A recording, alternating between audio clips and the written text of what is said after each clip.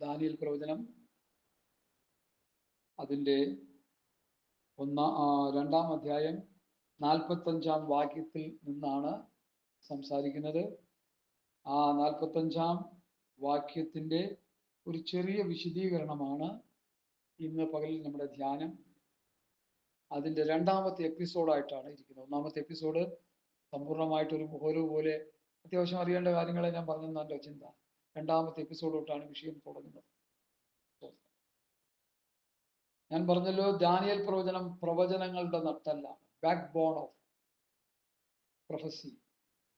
പ്രവചനത്തിൻ്റെ backbone. Backbone എന്ന് പറഞ്ഞാൽ നിങ്ങളിങ്ങനെ ഇരിക്കുന്നത് നിങ്ങളുടെ ബാക്ക് ബോൺ നേരെ നിൽക്കുന്നുണ്ട്. അതിനെന്തെങ്കിലും ക്ഷതം സംഭവിച്ചാൽ വെട്ടിയിട്ട തടി പോലെ കിടക്കുക. തെങ്ങ് വെട്ടിയിട്ട് കിടക്കുന്നുണ്ടില്ല, ഇങ്ങനെ അതുപോലെ കിടക്കും. പിന്നെ വായി കൂടി ചോറും എല്ലാം കൊണ്ടുവന്ന് കുറുക്കി ഒഴിച്ചു കൊടുക്കുകയോ വാരി കൊടുക്കുകയോ വിതുക്കി കൊടുക്കുകയോ ഒക്കെ ചെയ്യണം. തിന്നാൻ പറ്റി എണീറ്റിരിക്കാൻ പറ്റില്ലെന്ന. ബാക്ക് ബോൺ നേരെ ഇരിക്കുമ്പോൾ ഒരു മനുഷ്യൻ നിൽക്കുന്നത്, അതാണ് ബാക്ക് ബോൺ. അതുപോലെ പ്രവചനങ്ങളുടെ ബാക്ക് ബോൺ ആണ് ദാനിയേൽ പ്രവചനം. അത് പഠിച്ച് ഗ്രഹിച്ച് മനസ്സിലാക്കുന്നവര് ഭാഗ്യവന്മാരാണ്. ഈ കൈതൊടാതെ പറഞ്ഞു വരുന്ന കല്ല് ക്രിസ്തുവാ. അതാ ഞാൻ ക്രിസ്തുവിനെ കുറിച്ച് പറയാൻ ഉദ്ദേശിച്ചത്. ഇവിടെ പറയുന്ന ക്രിസ്തു ആരാണെന്നും എന്താണെന്നും ഏത് നിലയിലാണ് വചനം ഇത് പഠിപ്പിക്കുന്നതെന്നുള്ളത് ഒരു ചെറിയൊരു അറിവ് നിങ്ങൾക്ക് ലഭിക്കാനാണ്. നിങ്ങൾ ഇതിനെക്കുറിച്ചൊക്കെ ധാരാളം പ്രസംഗങ്ങൾ, അനേക വിലപ്പെട്ട ഭാഷമാർ പ്രസംഗിക്കുന്ന പ്രസംഗങ്ങൾ കേട്ടിട്ടുണ്ട്. അത്രത്തോളൊന്നും പ്രസംഗിക്കാൻ എനിക്കറിയത്തില്ലെങ്കിലും കർത്താവ് എനിക്ക് തന്ന കൃപയ്ക്കനുസരിച്ച് ഞാൻ നിങ്ങളോട് ഈ വചനം പറയാനാണ് കർത്താവ് ശരണപ്പെടുന്നത്. വളരെ പ്രാർത്ഥനയോടെ നമുക്ക് ദൈവസന്നിധിയിലായിരിക്കാം. ഇനി അതിൻ്റെ വിശദാംശങ്ങളിലേക്ക് വരികയാണ്. ഈ വായിച്ച വേദഭാഗം ദാനിയേൽ പ്രവചനം 2-ാം അധ്യായത്തിൻ്റെ 45-ാമത്തെ വാക്യമാണ്. കൈ തൊടാതെ പറഞ്ഞു വരുന്ന കല്ല്, അത് ക്രിസ്തുവിനെയാണ് കാണിക്കുന്നത്, യേശു ക്രിസ്തുവിനെ കാണിക്കുന്നത്. ഇനി അതിൻ്റെ ചെറിയ പഠനത്തിലേക്ക് നമ്മൾ വരുന്നു. 2-ാം അധ്യായം അതിൻ്റെ 1-ാം വാക്യത്തിൽ നെബൂഖദ്നേസർ എന്ന് പറഞ്ഞ രാജാവിനെ കുറിച്ച് നമുക്ക് കാണാൻ കഴിയും. അതിൻ്റെ പശ്ചാത്തലമൊന്നും പറയാൻ ഞാൻ താല്പര്യം, പശ്ചാത്തലത്തിലൊന്നും നമുക്കൊന്നും എടുക്കാനില്ല. അതുകൊണ്ട് അതിലെ കണ്ടൻസ്, മീറ്റായ ഭാഗം മാത്രം ഞാൻ നിങ്ങളെ പറഞ്ഞു ഗ്രഹിപ്പിക്കാൻ ആഗ്രഹിക്കുന്നു.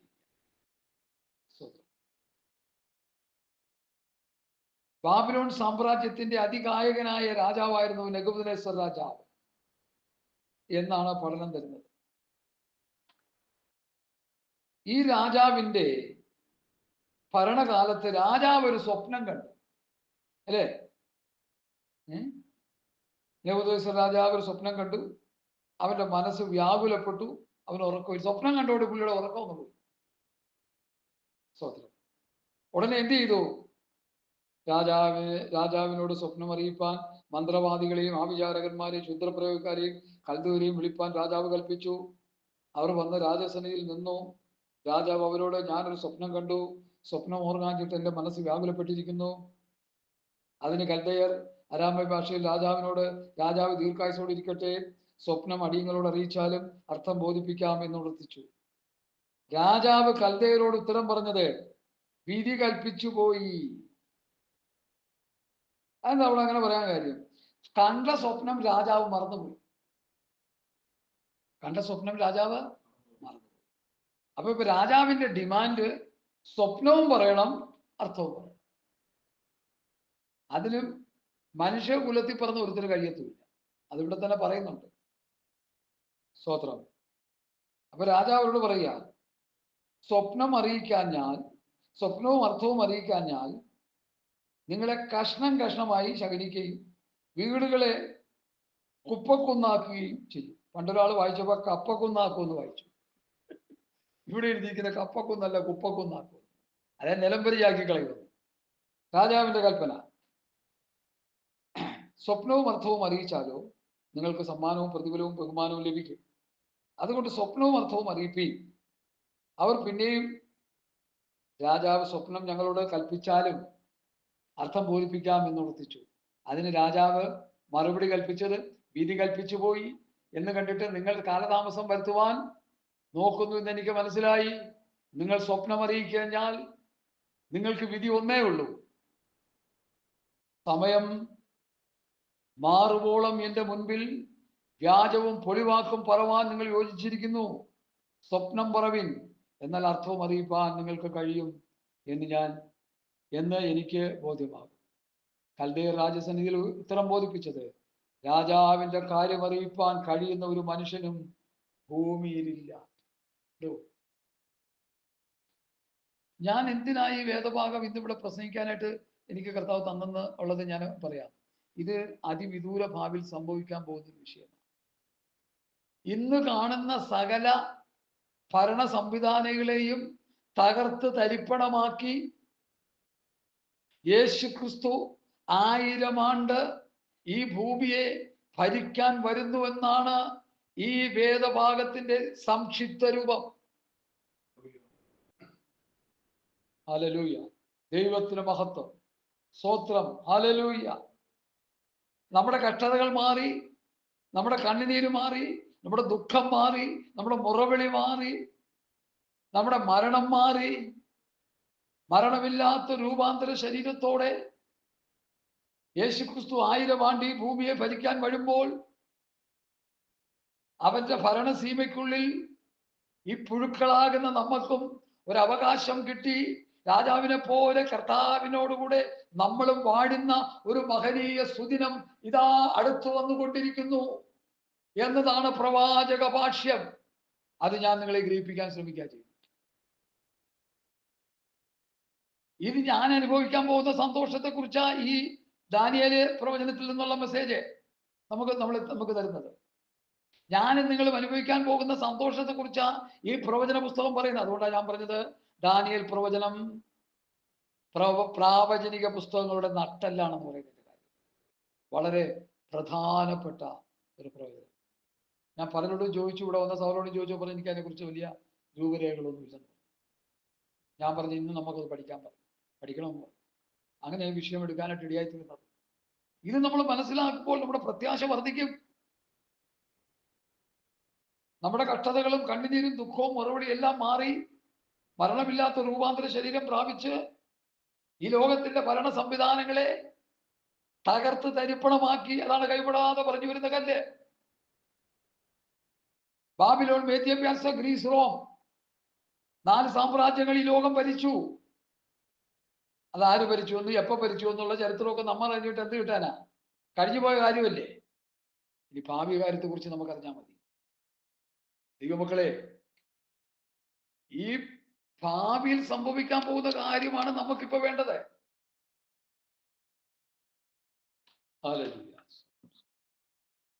മനസ്സിലായി? ഭാവിയിൽ എന്താ സംഭവിക്കാൻ പോകുന്നത്, അതാണ് നമ്മുടെ വിഷയം. കഴിഞ്ഞു പോയതിനെ കുറിച്ച് നമ്മൾ ചിന്തിച്ചിട്ട് എന്താ കാര്യം? പൗലോസ് പറയുന്നു, പിൻപുള്ളതൊക്കെയും മറക്കാനാ, മുൻപിലുണ്ട് ആഞ്ഞ് പരമയുടെ വിരുദ്ധനെ ലാക്കിലേക്ക് ഓടാനാ. പഴയ കാര്യങ്ങൾ ചിന്തിച്ചുകൊണ്ടിരുന്നിട്ട് എന്താ കാര്യം? ഞാനും നിങ്ങളൊക്കെ പഴയ കാര്യങ്ങളെ ചിന്തിച്ച് സന്തോഷിക്കുന്നവരാ. അത് നിർത്തണം ഇന്നോടെ. പണ്ട് ഞാൻ ആനപ്പുറത്തിരുന്നവനാണ്. പണ്ട് എൻ്റെ അപ്പനും അമ്മയൊക്കെ ഇഷ്ടം പോലെ ഞങ്ങൾക്ക് അതും ഇതൊക്കെ തന്നിട്ടുണ്ട്. അതൊക്കെ ഞങ്ങൾ ഭക്ഷിച്ച് സന്തോഷത്തോടെ ജീവിച്ചവരാ. ഇപ്പൊ ഞങ്ങൾ കഷ്ടത്തിലാണെന്ന് പറഞ്ഞുകൊണ്ടിരിക്കുകയല്ല. അതിവിദൂര ഭാവിയിൽ കർത്താവ് വന്ന് ദൈവസഭ മാറ്റപ്പെട്ടതിന് ശേഷം 7 വർഷത്തെ മഹോദരകാലം കഴിഞ്ഞ് 1000 ആണ്ട് വാഴ്ച ഈ ഭൂമി സ്ഥാപിക്കാൻ വരും. കർത്താവിന്റെ ശിഷ്യന്മാർ ചോദിച്ചു, ഞങ്ങൾ സകലവും വിട്ട് നിന്നെ അനുഗമിച്ച ആൾക്ക് എന്തോ കിട്ടും? എന്തോ പറഞ്ഞു പത്രോസ്? എന്തോ പറഞ്ഞു കർത്താവ്? ഞാൻ ഇസ്രായേൽ ഗോത്രം 12 ന്യായം വിധിക്കുമ്പോൾ നിങ്ങൾ എന്നോടൊപ്പം ഇരുന്ന് 12 ഗോത്രങ്ങളെയും ന്യായം വിധിക്കുമെന്ന് പറഞ്ഞു. 1 കൊരിന്ത്യർ ലേഖനം 6-ാം അധ്യായത്തിൽ പൗലോസ് പറഞ്ഞു, വിശുദ്ധന്മാർ ഭൂമിയെ ന്യായം വിധിക്കും, നിങ്ങൾ ദൂതന്മാരെ ന്യായം വിധിക്കും. പുതിയ നിയമസഭ ലോകത്തിൽ ജീവിച്ചിരിക്കുന്ന മനുഷ്യരെ ന്യായം വിധിക്കുമ്പോൾ, ദൂതന്മാരെ ന്യായം വിധിക്കുമ്പോൾ, കർത്താവിന്റെ ശിഷ്യന്മാരായ യഹൂദ ഗോത്രത്തിലുള്ള 12 പേര് യഹൂദ ഗോത്രം 12 ന്യായം വിധിക്കുമെന്ന് കർത്താവ് പഠിപ്പിച്ചു.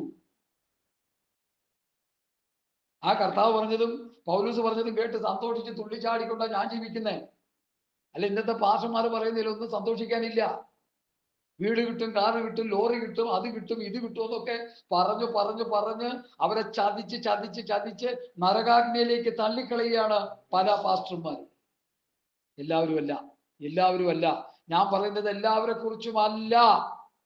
ഒരു ചെറിയ ശേഷിപ്പ് ദൈവവചനം നന്നായി പ്രസംഗിച്ച് ജനത്തെ നടത്തുന്നുണ്ട്. അക്കൂട്ടത്തിലുള്ളവരാകണം എല്ലാവരും.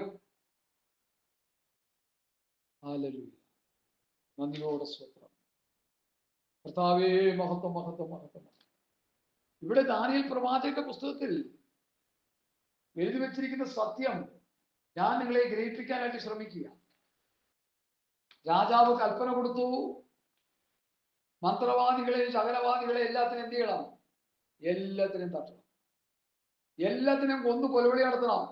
ഇവനെയൊക്കെ തീറ്റിപ്പോച്ചിട്ട് ഒരു കഥയുമില്ല. ഞാൻ മലന്ന് കിടന്ന ഒരു സ്വപ്നം കണ്ടിട്ട് അതൊക്കെ സ്വപ്നത്തിന് അർത്ഥം പറയാൻ കഴിയാത്ത ഇവനെയൊക്കെ തീറ്റിപ്പോച്ചിട്ട് എന്താ കാര്യം? എല്ലാത്തിനെയും കൊല്ലണം. കൂട്ടത്തിൽ രാജാവിന്റെ ഭരണസീമയിൽ ഉൾപ്പെടുത്തിയിരുന്ന 4 പേരാണ് ദാനിയേൽ, ശദ്രക്, മേശക്, അബേദ്നെഗോ. 4 പേര്. അതിൽ പ്രധാനി ദാനിയേൽ. അവരെ രാജാവ് കൊടുത്ത രാജഭോജനം അവർക്ക് ഭക്ഷിക്കാൻ കൊടുത്തു. എന്തോ? രാജാവ് കഴിക്കുന്ന രാജഭോജനം. എന്നാൽ അവരുടെ തീരുമാനം എന്തായിരുന്നു? 1:8 വായിച്ചേ. ദാനിയേൽ 1:8 വായിച്ചേ.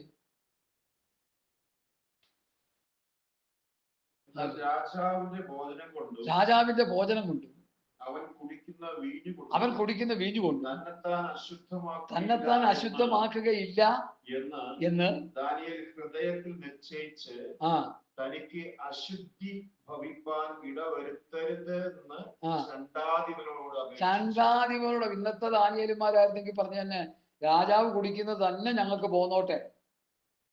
കാരണം രാജാവ് തരികയല്ലേ, പിന്നെ മേടിച്ച് കുടിച്ചൂടെ? എടാ, രാജാവ് അതുപോലെ പലതും തരും നിനക്ക്. അത് കഴിയുമ്പോ രാജാവ് പറയും, എന്റെ കുറെ വെപ്പാട്ടികളുണ്ട്, ആ വെപ്പാട്ടികളെയും തരും. അത് നിനക്ക് അനുഭവിക്കാൻ പറ്റുമോ? പണ്ട് ഫറവോന്റെ കൊട്ടാരത്തില് യോസേഫിന് ഫറവോന്റെ ഭാര്യയെ ആയിട്ടുള്ള വിഷയത്തിൽ അല്ലേ ഒരു അവസരം ലഭിച്ചപ്പോ യോസേഫ് എന്ത് ചെയ്തു? ഉടുവസ്ത്രം ഇട്ടിട്ട് ഓടി രക്ഷപ്പെട്ടു. ഞാനതിന് പറയാനുള്ളത് ഇച്ചിരി കട്ടിയാണ്, ദൈവമക്കൾ ക്ഷമിച്ചോണം. ഇന്നത്തെ യോസഫുമാരാണെങ്കിൽ ഫറവോന്റെ ആ കൊട്ടാരത്തിനുള്ളിൽ യോസഫിന്റെ കുഞ്ഞുങ്ങൾ ഓടിക്കളിച്ചത്. മനസ്സിലായല്ലോ അർത്ഥം? ഇന്നത്തെ ജോസഫുമാരായിരുന്നെങ്കിൽ, എനിക്കത് പറയുന്നതിന് ലജ്ജയുണ്ട്. അനേക ശുശ്രൂഷകന്മാരുടെ കഥകൾ ഞാൻ കേട്ടിട്ട് ഞെട്ടിത്തരിച്ചുപോയി. വചന വ്യവസ്ഥ വിട്ടുള്ള കുടുംബജീവിതങ്ങൾ, വചന വ്യവസ്ഥ വിട്ടുള്ള കുടുംബം നടത്തല്. ഭാര്യ ജീവിച്ചിരിക്കെ ഈ കാറിന്റെ സ്റ്റെപ്പിന് ടയർ പോലെ സ്റ്റെപ്പിനായിട്ട് കൊണ്ടു കിടക്കുക. എനിക്കറിയാവുന്നേ നന്നായിട്ട്. ഹല്ലേലൂയ. സ്തോത്രം സ്തോത്രം സ്തോത്രം. എന്നെ കേൾക്കുന്ന പ്രിയപ്പെട്ടവരെ, എറണാകുളം ജില്ലക്കാരനാ ഞാൻ.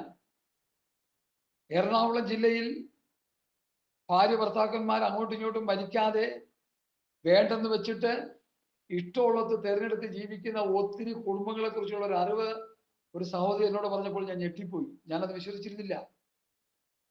ഇപ്പോഴും എനിക്ക് വിശ്വസിക്കാൻ പാടാ. പക്ഷെ ആ സഹോദരി വിശ്വസിക്കാൻ കൊള്ളാവുന്ന ഒരു സഹോദരി ആയതുകൊണ്ട് പറഞ്ഞപ്പോൾ വിശ്വസിക്കാതിരിക്കാൻ തരമില്ല.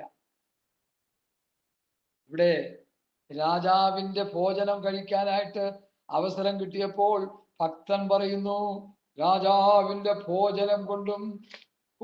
ആ വചനത്തിന്റെ വ്യാപ്തി എത്ര വലുതാണ് ദൈവമക്കളെ. ഞാനത് ഒന്ന് ഉറച്ചു നിങ്ങളെ വായിച്ച് കേൾപ്പിക്കാം.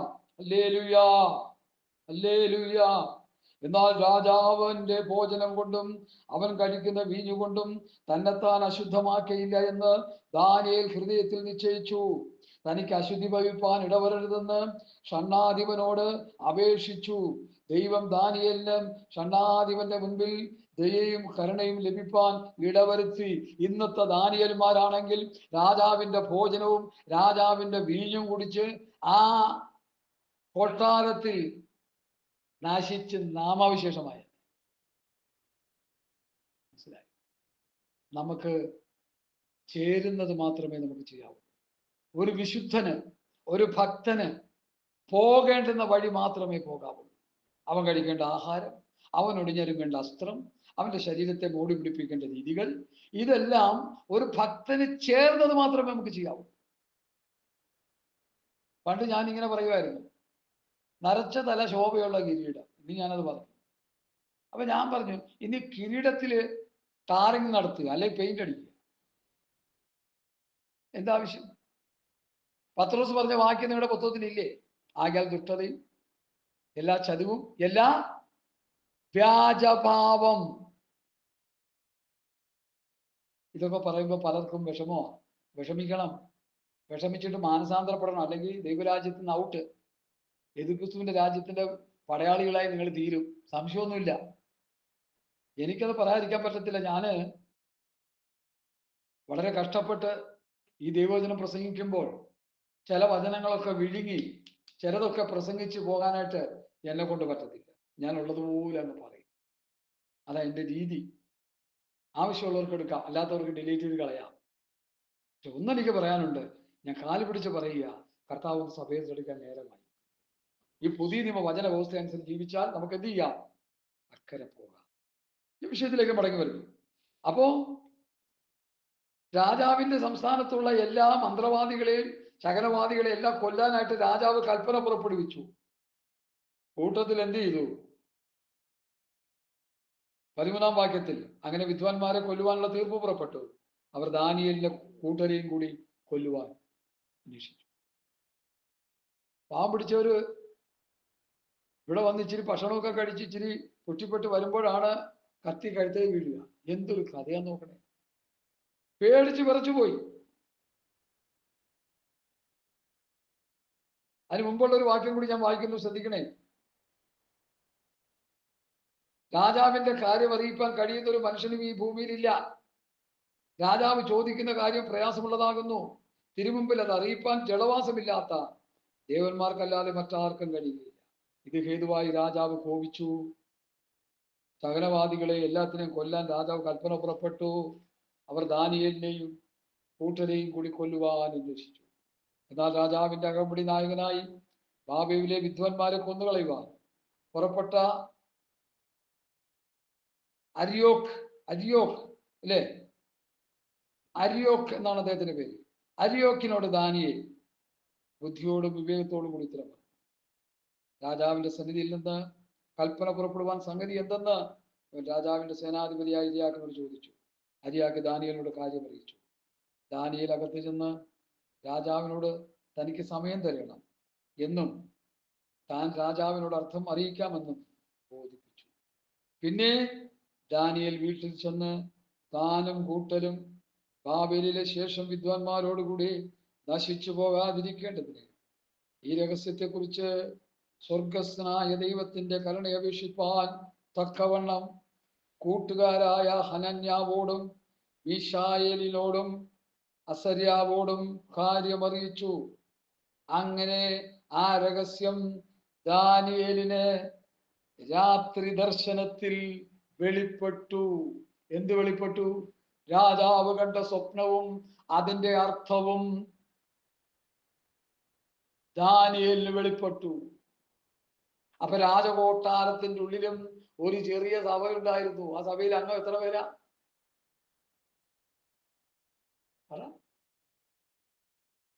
Daniel, Shadrak, Meshach, Abednego, 4. ഇവിടെ 400 പേരുണ്ടെങ്കിലേ ആരാധന നടക്കുള്ളൂ. ഇവിടെ 5000 പേരുണ്ടെങ്കിലേ ഞങ്ങൾക്ക് പ്രാർത്ഥന വരുള്ളൂ എന്ന് ഇന്നത്തെ ന്യൂ ജനറേഷൻ മൂച്ചാന്താടി വെച്ചവന്മാർ പറയുക. പാസ്റ്റർമാര് ഞങ്ങൾക്ക് 400 വേണം, 500 വേണം. ഞങ്ങളുടെ എറണാകുളം പട്ടണത്തിൽ ഒരു പാസ്റ്റർ ഉണ്ട്.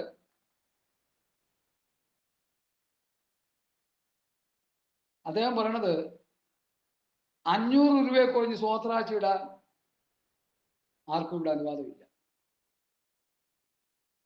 500 പേര് വരുന്നുണ്ട്. 500 പേര് എത്ര വെച്ച സ്വോത്രാഴ്ച ഇടണം? 500 രൂപ സ്വോത്രാഴ്ച. 500 പേര് 500 രൂപ വെച്ച് സ്വോത്രാഴ്ച ഇട്ട് എത്ര പൈസ കിട്ടും സൗര? മാത്തമാറ്റിക്സ് അറിയത്തില്ലേ? 2-2.5 ലക്ഷം രൂപ വരെ കിട്ടും അല്ലേ? അപ്പൊ സഭാഗം നടത്തുന്ന എന്തിനാ? ഭൗതികം കൊയ്തെടുക്കാൻ. ആളും പേരും പ്രസ്ഥാനമൊന്നും ഞാൻ പറയുന്നില്ല. ഈ ജഡീകന്മാർക്ക് വേണ്ടി നിങ്ങൾ പ്രാർത്ഥിച്ചാൽ മതി. അവനെയൊക്കെ ഭൂമിയിൽ നിന്ന് ദൈവം നീക്കിക്കളയണം, അല്ലെങ്കിൽ ഇവരൊക്കെ മാനസാന്തരപ്പെടണം. ഈ രണ്ടിലൊന്നും നടക്കണം. ഞാൻ എങ്ങനെയാ പ്രാർത്ഥിക്കുന്നില്ല. ഇവരൊക്കെ മാനസാന്തരപ്പെട്ട് വരത്തില്ല. കാരണം കർത്താവിന്റെ നാമം പറഞ്ഞ് കോടികൾ സമ്പാദിച്ചു കഴിഞ്ഞു. ഇനി അവരെല്ലാം മാനസാന്തരപ്പെടാനാ? പറ. മാനസാന്തരപ്പെടുവോ? കർത്താവിന്റെ നാമം എടുത്ത് പ്രസംഗിച്ച് കോടികൾ സമ്പാദിച്ച് ബാങ്കിൽ കൊണ്ടുവന്ന് ഡംപ് ചെയ്തിട്ടിരിക്കുന്നവർക്ക് അതിന്റെ പലിശ കൊണ്ട് സൂഹിക്കുന്ന സൂര്യന്മാര് മാനസാന്തരപ്പെട്ട് വരുമോ? സാധ്യതയില്ല. ഒന്നോ രണ്ടോ ഒക്കെ വന്നാലായി. ഞാൻ പ്രാർത്ഥിക്കുന്നത്, കർത്താവെ ഒന്നിൽ ഞങ്ങളെ അങ്ങ് നീക്കണം, അല്ലെങ്കിൽ യവന്മാരെ അങ്ങ് നീക്കണം. ഈ രണ്ടുപേരും കൂടി ഒരുമിച്ച് ഇവിടെ കിടന്ന് ശുശ്രൂഷിക്കണ്ട. ഹല്ലേലൂയ. വേദന ഉള്ളതുകൊണ്ട് പറയാ സഹോദര, വേദന ഹൃദയത്തിലുള്ളതുകൊണ്ട് പറയാ. മനസ്സിലായോ? ഇവരിങ്ങനെ പ്രവർത്തിക്കുമ്പോൾ നമുക്കിവിടെ എന്താ ശുശ്രൂഷയുള്ളേ? ഒരു വീട്ടിൽ കയറി ചെല്ലാൻ പറ്റുമോ? ഇപ്പോ ഇവരുടെ അതിക്രമം കാരണം വീട്ടിൽ ചെല്ലാൻ പറ്റത്തില്ല. പൊക്കോ പൊക്കോ പൊക്കോ. പാസ്റ്റർമാരെ ഞങ്ങൾക്കറിയാം. അവിടെ ഒരുത്തൻ 500 രൂപ വെച്ച് തോത്തലാഴ്ച ഇട്ടാൽ മതി, 500 രൂപയും കൊണ്ട് ഇവിടെ വന്നാൽ മതി എന്ന് പറഞ്ഞുകൊണ്ടിരിക്കാൻ ആ കൂട്ടത്തിൽപ്പെട്ട നിങ്ങൾ പറഞ്ഞു വിടും നമ്മളെ.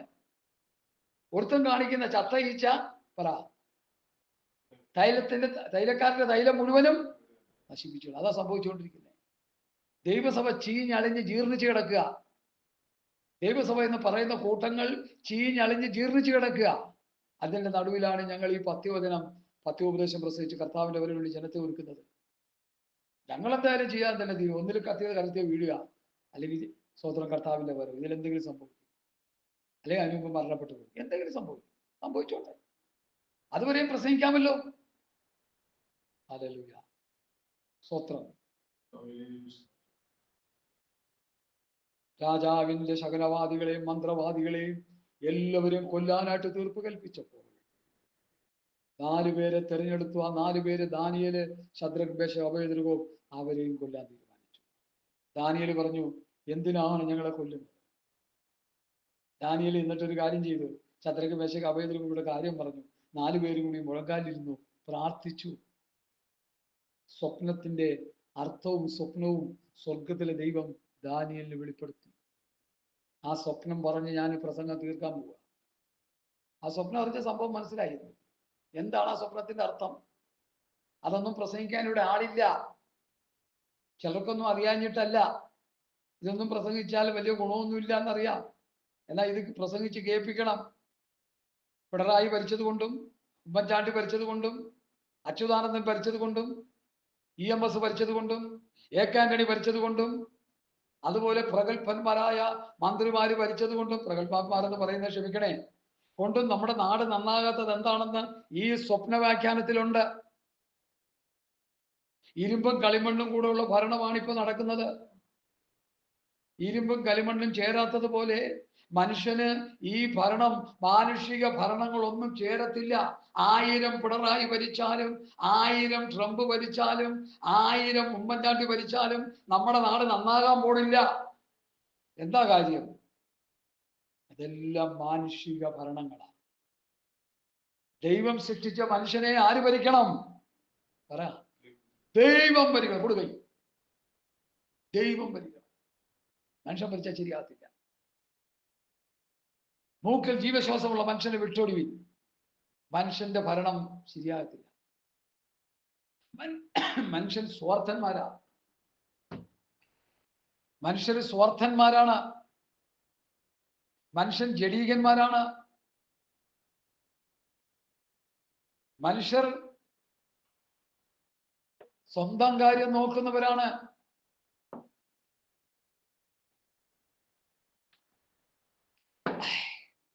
എന്നെ കേൾക്കുന്ന പ്രിയപ്പെട്ടവരെ, ഇസ്രായേലില് ഒരു രാജാവിന് വേണ്ടി അവർ പ്രാർത്ഥിച്ചു. ദൈവം ഭരിക്കുന്നത് അവർക്ക് തൃപ്തികരമില്ലാഞ്ഞിട്ട് അവര് രാജാവിനോട്, ദൈവത്തിനോട് പ്രാർത്ഥിച്ചു, നമുക്ക് രാജാവിനെ വേണം. ആരാ ആദ്യത്തെ രാജാവ്?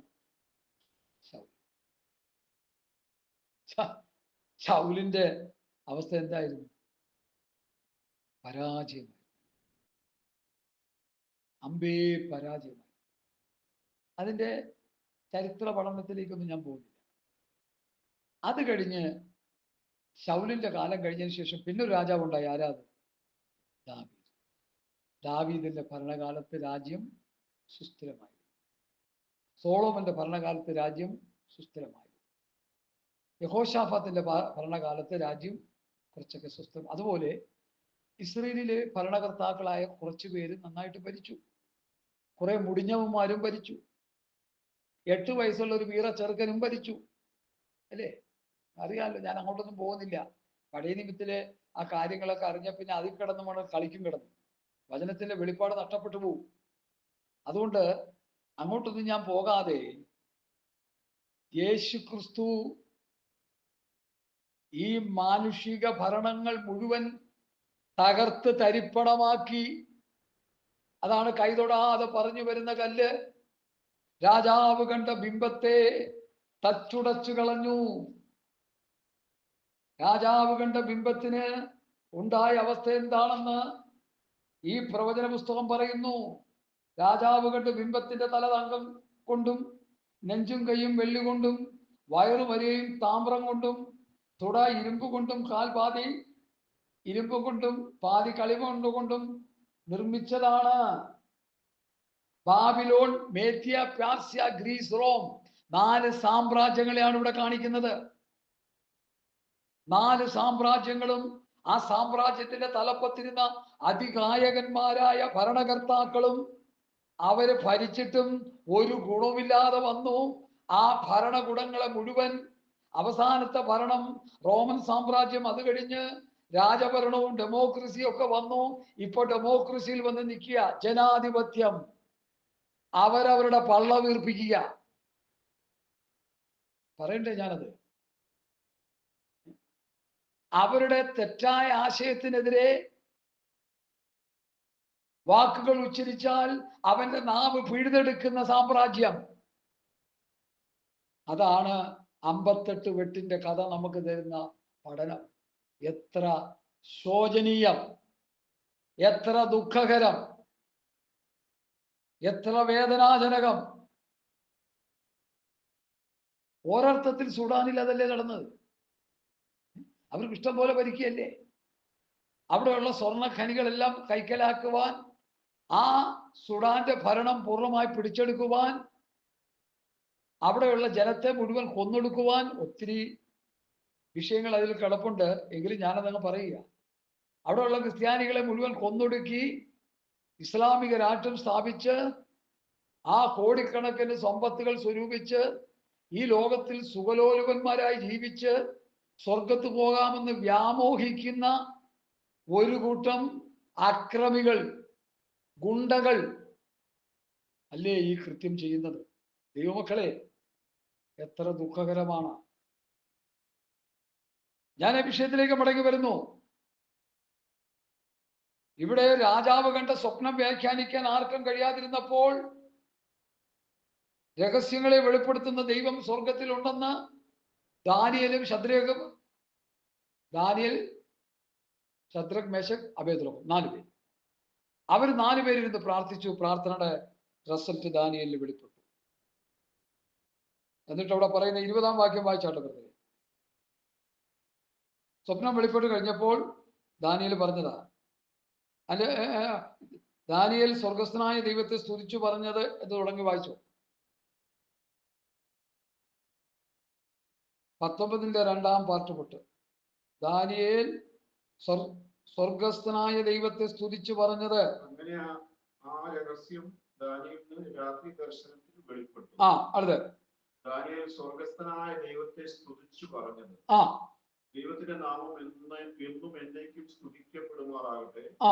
ജ്ഞാനവും ബലവും അവനുള്ളതല്ലോ. ആമേൻ. അവൻ കാലങ്ങളെയും സമയങ്ങളെയും മാറ്റുന്നു. ആമേൻ. അവൻ രാജാക്കന്മാരെ നീക്കുകയും രാജാക്കന്മാരെ വാഴിക്കുകയും ചെയ്യുന്നു. ആമേൻ. അവൻ ജ്ഞാനികൾക്ക് ജ്ഞാനവും വിവേകികൾക്ക് ബുദ്ധിയും കൊടുക്കുന്നു. ആമേൻ. അവൻ അഗാധവും ഗൂഢവുമായത് വെളിപ്പെടുത്തുന്നു. ആമേൻ. അവൻ ഇരുട്ടിലുള്ളത് അറിയുന്നു. ആമേൻ. വെളിച്ചം അവനോട് കൂടെ വസിക്കുന്നു. എന്റെ പിതാക്കന്മാരുടെ ദൈവമായുള്ളവേ, നീ എനിക്ക് ജ്ഞാനവും ബലവും തന്നു. ഞങ്ങൾ നിന്നോട് അപേക്ഷിച്ചത് ഇപ്പോൾ എന്നെ അറിയിച്ച് രാജാവിന്റെ കാര്യം ഞങ്ങൾക്ക് വെളിപ്പെടുത്തി തന്നിരിക്കൊണ്ട് ഞാൻ നിന്നെ വാഴ്ത്തി സ്തുതിക്കുന്നു. മതി. ദാനിയേൽ പറഞ്ഞ കാര്യങ്ങളാണ്. അപ്പൊ പ്രാർത്ഥിക്കുന്ന വിശുദ്ധന്മാർക്ക് കാര്യങ്ങൾക്ക് വെളിപ്പാട് കിട്ടും. ശരിക്കും ഇവിടെ തലയറിഞ്ഞ് പ്രാർത്ഥിച്ച് കാറിന് വേണ്ടി, വീടിന് വേണ്ടി, ലോറിക്ക് വേണ്ടി, ലോകത്തിലെ ഭൗതികമായ അനുഗ്രഹങ്ങൾക്ക് വേണ്ടി തലയറിഞ്ഞ് പ്രാർത്ഥിച്ച് അതിന്റെ അംശം പറ്റുന്ന ബഹുമാനപ്പെട്ട പാസ്റ്റർമാരോട് എനിക്ക് പറയാനുള്ളത്, നിങ്ങളുടെ പ്രാർത്ഥന നിർത്തൂ. Stop your prayer. സ്വർഗീയ മർമ്മങ്ങൾക്ക് വേണ്ടി നിങ്ങൾ പ്രാർത്ഥിക്കും. അതിവിദൂര ഭാവിയിൽ കർത്താവ് വന്ന് തന്റെ സഭയെ ചേർക്കാൻ പോകുമ്പോൾ അവരെ ഒരുക്കി നിർത്താനുള്ള ദൈവകൃപയ്ക്ക് വേണ്ടി പ്രാർത്ഥിക്ക്. ആത്മശക്തി വേണ്ടി പ്രാർത്ഥിക്ക്. വചനജ്ഞാനത്തിന് വേണ്ടി പ്രാർത്ഥിക്ക്. സഭയെ ഒരുക്കാനുള്ള കൃപയ്ക്ക് വേണ്ടി പ്രാർത്ഥിക്ക്. സഭയെ ഒരുക്കി മുമ്പിൽ നിർത്താൻ വേണ്ടുന്ന സ്വർഗീയമായ അനുഗ്രഹത്തിന്റെ കലവറകളും വചന വെളിപ്പാടും തരേണ്ടതിനു വേണ്ടി പ്രാർത്ഥിക്കേ. ഭൗതിക അനുഗ്രഹത്തിന് വേണ്ടി പ്രാർത്ഥിക്കുന്നത് നിർത്തൂ. അല്ലല്ലോ, നമുക്കിവിടെ ആവശ്യം കർത്താവ് വന്ന് സഭയെ ചേർക്കുമ്പോ ഈ പെന്തക്കോസുകാർ രക്ഷിക്കപ്പെട്ട് സ്നാനപ്പെട്ട് അഭിഷേകം പ്രാപിച്ച് ഇങ്ക ഇങ്ക എന്ന് പറഞ്ഞുകൊണ്ടിരിക്കുന്നവര്, ഇങ്ക ഇങ്ക എന്ന് പറയുന്ന ആരാ? കുട്ടികൾ. എന്റെ കുഞ്ഞും പറയാറുണ്ട് ഇങ്ക ഇങ്ക. ഇപ്പൊ നല്ല മണിമണി പോലെ വർത്താനം പറയും. വയസ്സ് 5 ആയി. അതിന്റെ വർത്താനം കേൾക്കാൻ ഞങ്ങൾക്ക് കൊതിയാ. കാരണം എന്താ? വളർച്ച പ്രാപിച്ചു. സഭകളിൽ കിടക്കുന്ന വിശ്വാസികൾ ഇങ്ക ഇങ്ക എന്ന് പറഞ്ഞുകൊണ്ടിരിക്കുക, തമ്മിൽ തല്ലുക, വഴക്കുണ്ടാക്കുക. ക്യാപ്റ്റൻ ശമ്പൂല തുടങ്ങിയ പാസ്റ്റർ ഉണ്ടായിരുന്നു. അദ്ദേഹം പ്രസംഗിച്ചു. ഒരു സഭയിൽ ചെന്നപ്പോ കുറച്ച് കുട്ടികൾ മണൽ വാരി തിന്നുന്നു, ഒരുത്തൻ മൂത്രമൊഴിച്ചുകൊണ്ടിരിക്കുന്നു, ഒരുത്തൻ തമ്മിലടിക്കുന്നു, 3-4 പേര് തമ്മിലടിക്കുന്നു. അതാ സഭയുടെ ചിത്രം. ഭാഷ അപ്പുറത്തിരുന്നുണ്ട് കാന്തം വാരാറായി നാമം പോകാറായി എന്നൊരു ചെണ്ട അടിച്ചോണ്ടിരിക്കുക. എടാ, കാന്തം വന്നാൽ നാം പോണമെങ്കിൽ അതിന് ഒരുക്കം വേണ്ടേ? അതിന് വിശുദ്ധ ജീവിതം വേണ്ടേ? അതിന് വേർപാട് വേണ്ടേ? അതിന് ആത്മീക വളർച്ച വേണ്ടേ? അതിന് ആത്മീക വർധനവ് വേണ്ടേ? അതിന് ആത്മീക നിറവ് വേണ്ടേ? അതില്ലാതെ എങ്ങനെയാ പോണത്? ക്രിസ്തുവിന്റെ സമ്പ്രദായ പ്രായത്തിന്റെ അളവിലേക്ക് നടത്തപ്പെട്ടാലല്ലേ അങ്ങോട്ട് പോകാൻ പറ്റുള്ളൂ. അതിന് കുഞ്ഞുങ്ങളെ വളർത്തണ്ടേ? പെറ്റുകിടക്കുന്ന ഒരു കുഞ്ഞ്, ആ കുഞ്ഞ് നമുക്ക് അനുഗ്രഹമായി തീരണമെങ്കിൽ അവനെ ശുദ്ധീകരിച്ച് അവനെ വളർത്തിയെടുത്ത് അവനെ പഠിപ്പിച്ച് അവനെ ജോലിക്കാരനാക്കി 10 രൂപ അവൻ സമ്പാദിച്ചാലല്ലേ നമുക്ക് വാർദ്ധക്യത്തിൽ നമുക്ക് ഭക്ഷിക്കാൻ പറ്റുള്ളൂ. അവൻ അങ്ങനെ കിടന്നാലോ? അങ്ങനെ കിടന്നാൽ എന്നോട് ചോദിച്ചാൽ ഞാൻ പറയും, അവൻ നാളത്തെ ഹാമാസോ നാളത്തെ ഇസ്ലാം പോരാളികളുടെ കൂട്ടത്തിൽ പോയി ചേരുവോ? എത്ര എണ്ണം ചേർന്ന്? സെയ്ത്താൻ വേഷിപ്പില് തിരുവല്ലയിലുള്ള പാസ്റ്റർമാരുടെ 2 മക്കള് സെയ്ത്താൻ വേഷിപ്പിച്ചും ചേർന്നെന്ന് ക്യാപ്റ്റൻ ശമൂൽ പാസ്റ്റർ പ്രസംഗിച്ചപ്പോൾ ഞാനത് വിശ്വസിച്ചു. കാരണം അദ്ദേഹം ബോഷ് പറയത്തില്ല. പാസ്റ്റർമാരുടെ 2 മക്കൾ സെയ്ത്താൻ വേഷിപ്പിൽ ലീഡർഷിപ്പ് ചെയ്യുക. ആരാ അതിന് ഉത്തരവാദികൾ? സഭയെ നടത്തുന്ന പാസ്റ്റർ. എല്ലാ പാസ്റ്റർമാരെ കുറിച്ചല്ല ഞാൻ പറയുന്നത്. ഹല്ലേലൂയ.